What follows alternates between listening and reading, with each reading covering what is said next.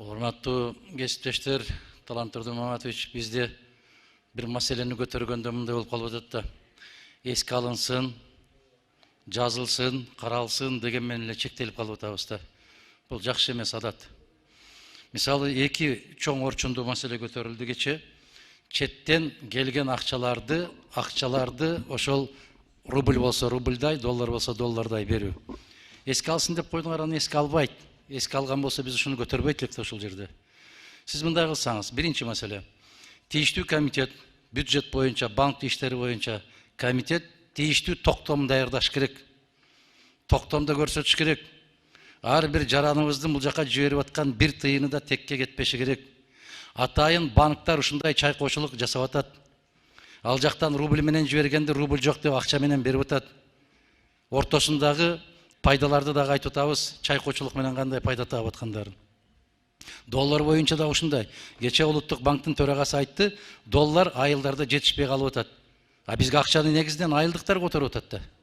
Баткенге, Нарынга, анан алар доллар жок деп койгон болсо, ал байкуштар кайда барат? Бизде ошол банк боюнча комитет тийиштүү токтомду чыгарып, ушул милдеттемени бериш керек. Биз көзөмөлгө алуучу органбыз. Экинчи маселе, айылдар ортосундагы постторду алып салуу деп кыйкырып атабыз биз.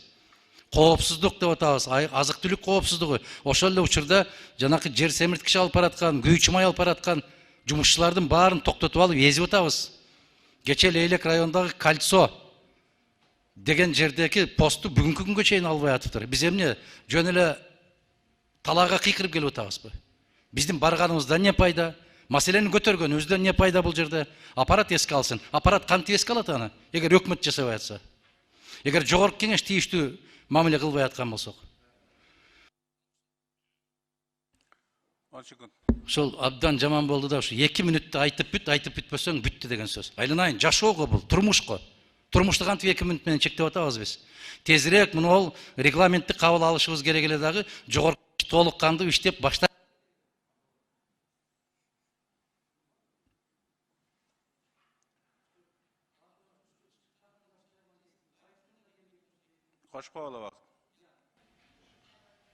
Алло, ушул артыңдан бир шайтан кууп келеткандай болуп, ушу айткандан эле уже чыккың деле келбей калды ушу микрофонго. Тездет.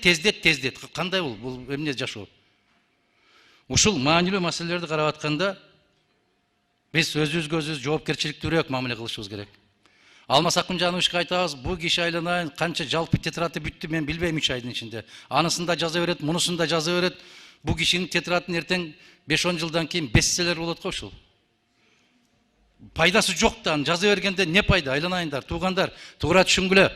Дыйкандар какшап атат.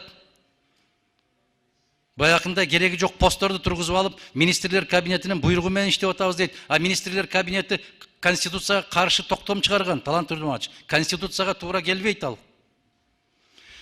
Биз бардык маселени токтотуп, бүгүн көз жашын көлдөтүп аткан дыйкандардын маселесин чечип, анан мына мыйзамдарды кабыл алсак деле, бир жигит айткандай кылы кыйшайып кетпейт өкмөттүн.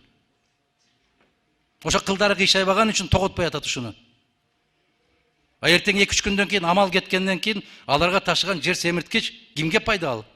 Байсаловго пайдалуу, же кимге? Же Акыл Жапаровго пайдасы тиеби? Мен сунуш киргизем. Туура кабыл алыңыздар. Сунуш киргизем туугандар.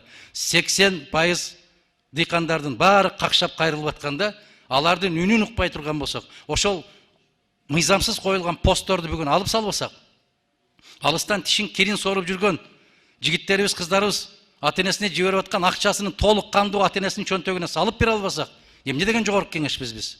Мунжубузбу, майыппызбы? Кайра күндө кайрылышат алар. А бирок эске алсын менен токтотуп коюп атабыз биз. Сунуш, 2 комитетке ушуну өзүңүз ушул жерден тапшырманы берсеңиз, протоколдук поручение эмес, 2 комитетке сунуш ушундай. Тийиштүү токтомдорду кабыл алып, бүгүн кабыл алышыбыз керек дагы, токтомдун аткарылышын көзөмөлгө алышыбыз керек. Рахмат.